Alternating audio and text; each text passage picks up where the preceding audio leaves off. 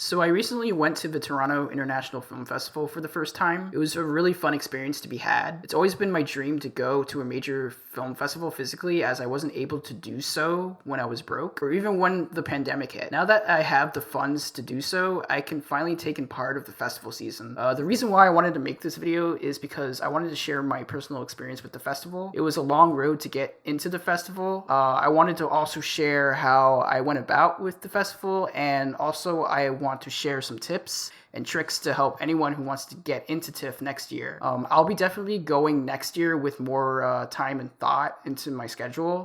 Finally, I'll also discuss the films that I saw at the festival, some of them that are coming out by the end of the year, and others that should mention that might not get distributed by the end of the year. So without further ado, let's begin. So when it comes to planning for a film festival, the first thing you have to ask yourself is, are you willing to spend a lot of money to get a full experience? To that, I say hell yes. Part of going to a film festival is trying to find ways to maximize your experience. Firstly, at the beginning, I wasn't sure what to get out of the festival, mainly due to the fact that TIFF lays out the dates and deadlines to join their membership perks. Their TIFF membership can help you get into their ticketing system quicker and more efficiently once those windows open up. TIFF even lays out each level of membership and the perks of getting a membership. I chose the basic individual membership, which was only 20% off when I got it earlier in the year. By getting that specific membership, I was able to get into the ticketing window super early. In fact, I got into the ticketing system on August 24th. And even before that, there was another way to get your tickets for your allotted films by being a Visa member. And that's obviously right. You have a Visa credit.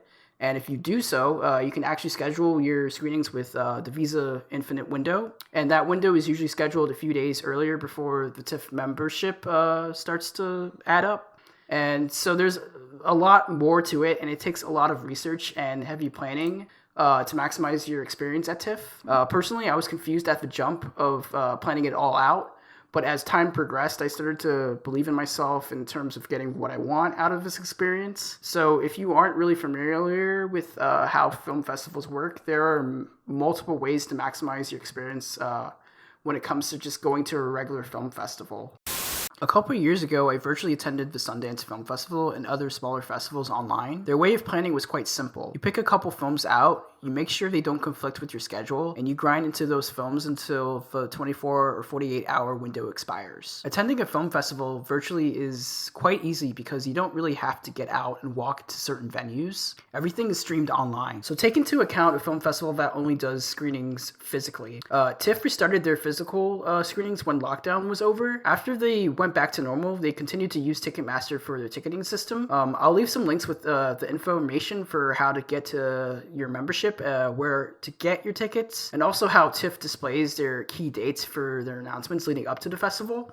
These links were super helpful for me, and I also finally want to mention Reddit. The subreddit for TIFF was super helpful. There were threads dedicated to how to purchase tickets through TIFF's ticketing system, how to navigate Ticketmaster when it's at its max capacity, a few festival hacks, reminders of tickets releases when they arrive unexpectedly, and other stuff, etc. That whole subreddit is a goldmine full of tips and tricks, and I recommend joining that subreddit when you decide to go to TIFF. I'll leave all the links in the description below.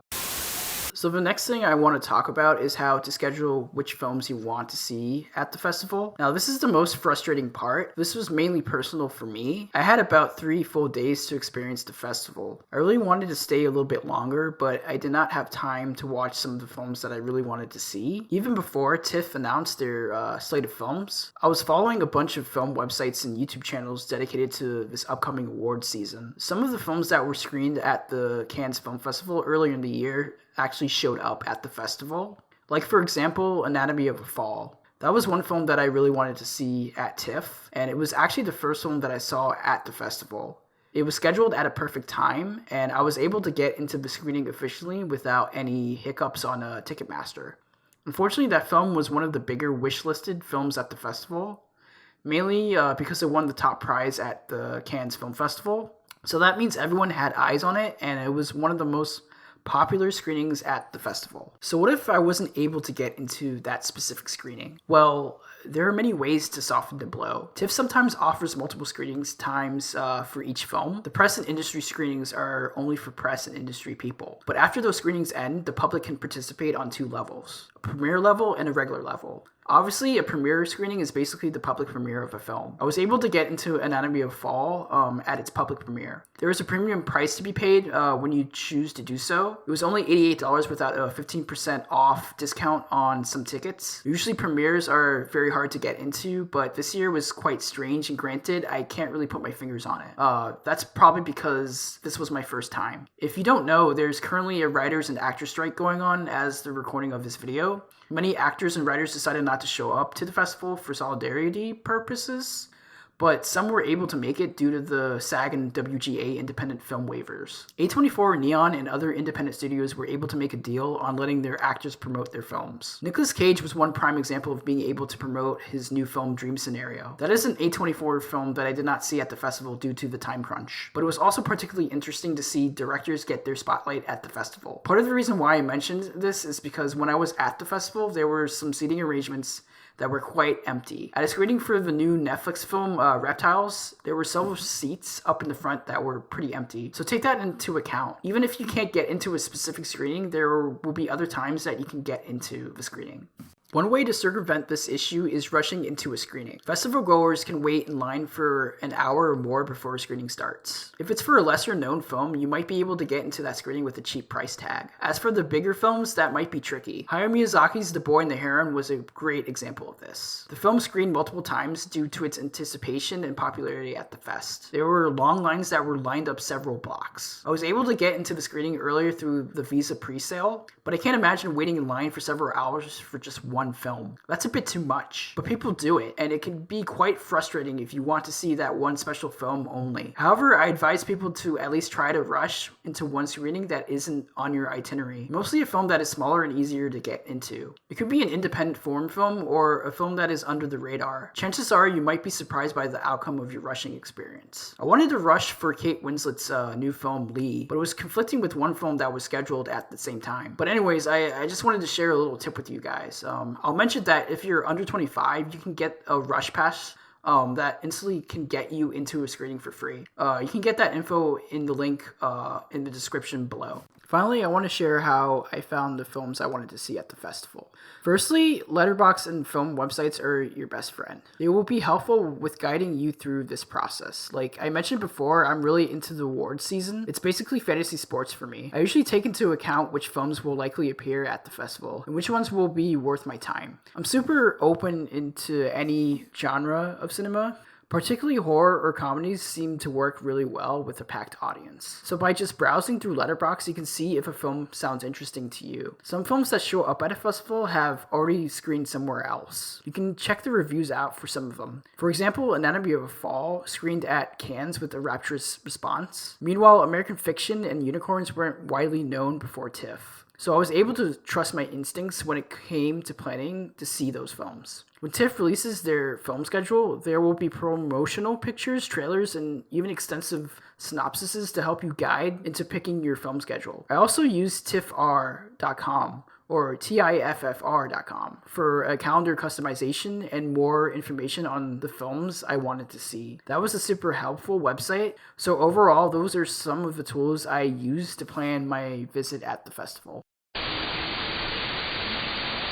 Okay, so let me start by saying that I was actually excited to see this for the cast alone. I wasn't familiar with Grant Singer's music videos until I realized I actually do recall watching some of his music videos from before. His directorial debut is quite frankly drab and very boring, and also very derivative of other great crime detective thrillers. Benicio del Toro and Alicia Silverstone are the only saving graces for this film, and you could probably say the same thing with Justin Timberlake, even though he's surprisingly boring and one note. I don't really have anything else to say about this one. Hopefully Grant Singer can make something that feels more palatable than this. Other than that, this is coming out of Netflix, and I think y'all should skip it easily. This is probably the most laid-back film I've seen at the fest. Brian Hegeland, who directed The Knight's Tale, 42, and Legend, basically returns to the big screen to direct sort of a true story about his life as a fisher boy. The rest of the film is about the crime world on the coast of Boston.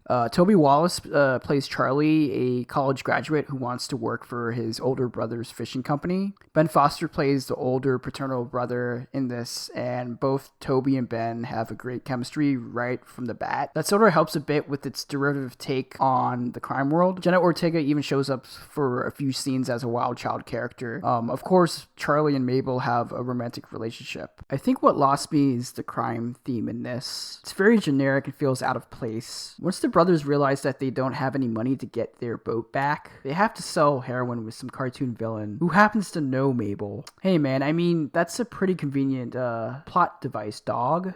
A bit too convenient. I would have preferred if this was just a slice of life film set in the fishing community, like it was setting up to be in the beginning. But I guess it's what the people want. It's not a bad film by itself, but it's very derivative. And I was only here for the cast alone. All of them were solid in this. Paramount Plus has this one, or should I say P+.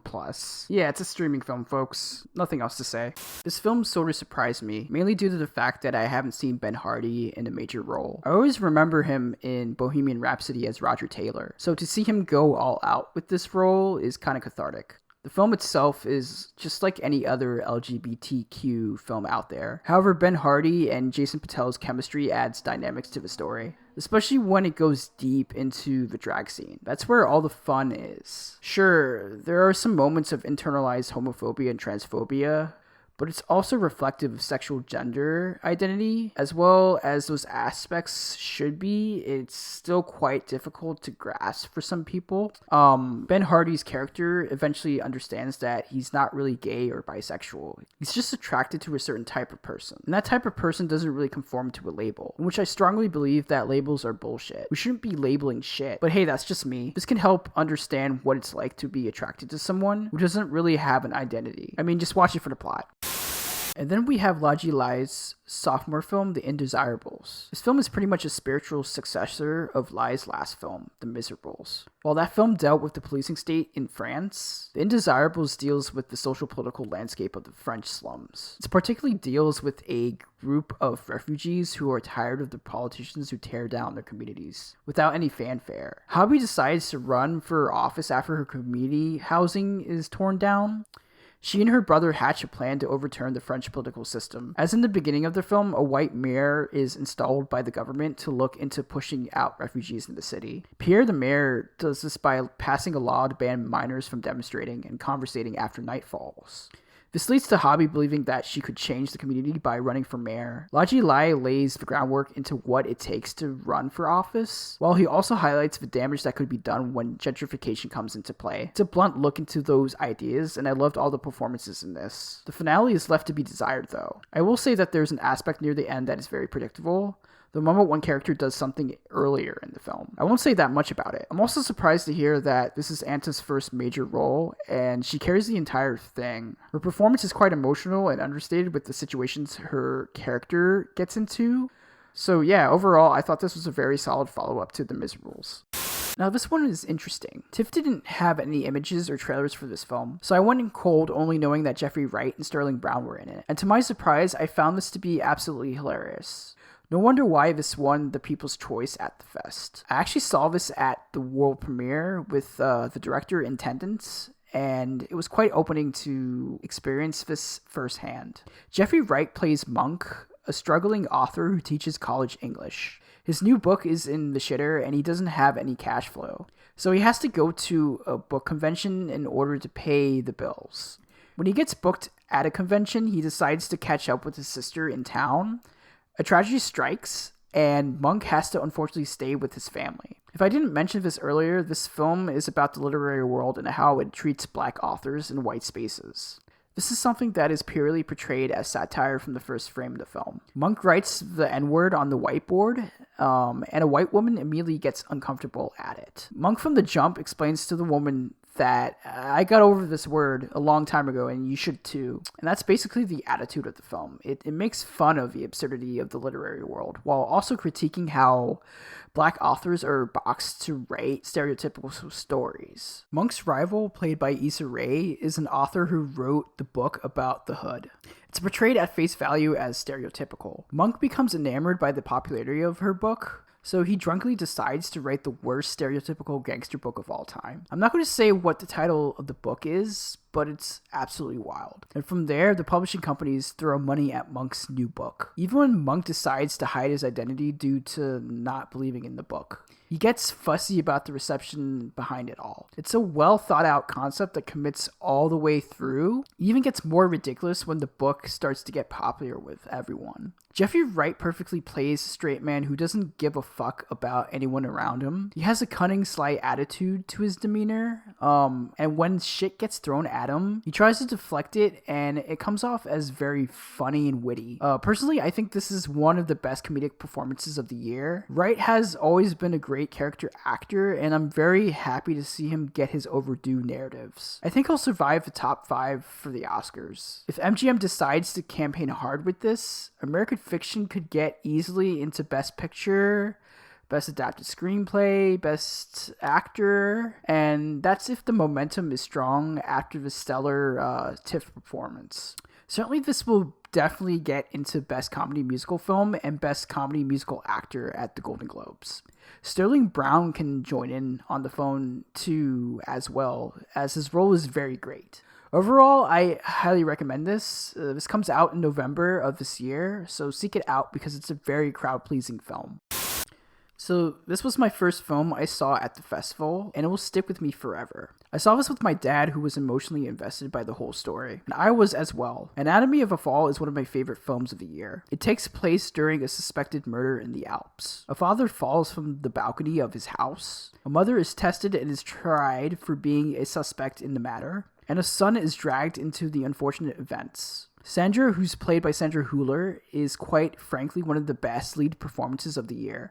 Hüller plays the character with all sides. She's a mother who lost her husband, who is regretful of the things she has done in her marriage, and is also questionably ambiguous with her way of living. Once she is named the prime suspect of the murder, her life is tested through a series of grilling questions in the courtroom. Justine Triet's direction is nuanced and intense. She lingers a lot on her subjects and scenes, particularly when it gets to the courtroom scenes. Sandra has to give it her all, and she portrays every emotion in the book when it comes to grief. I also want to shout out the actor who plays the blind son in this, Milo. He has a significant role in the third act of the film that brought in the deeper emotions in this. I haven't seen the child performance like this where the child has to recount every single detail of the matter. Daniel the son is forced to recount what happened before his father died, and he is completely under pressure by performing this task. Milo's performance is observant at first until the third act hits. That's where the kid has to cut deep into the trauma and the guilt of the matter,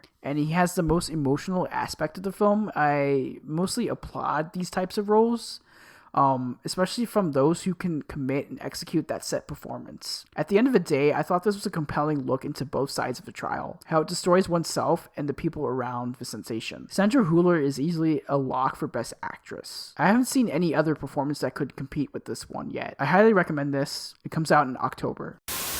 I don't really have much to say about this last film. It's Hayao Miyazaki's new film since The Wind Rises. He has come back out of retirement to direct another Ghibli classic. It's basically a compilation of Ghibli's thematics and wonders. However, this film is more artful than what the plot entails. Miyazaki has always established himself as an experimental animator. He throws a lot of world building by showing and not telling. And if you have never seen a Studio Ghibli movie before, and this is your first experience into his mind, you'll probably get lost with this one. Even if this is sort of a retread of other Ghibli classics like Spirited Away and Howl's Moving Castle, it was still one of the most captivating experiences I had with a full crowd. Miyazaki has said that he has not retired and he'll be continuing to make films until he passes. I hope his new feature doesn't take too long. I'm going to respect the creator's wishes and not go deep into the plot. All I can say is that animation is, in fact, cinema.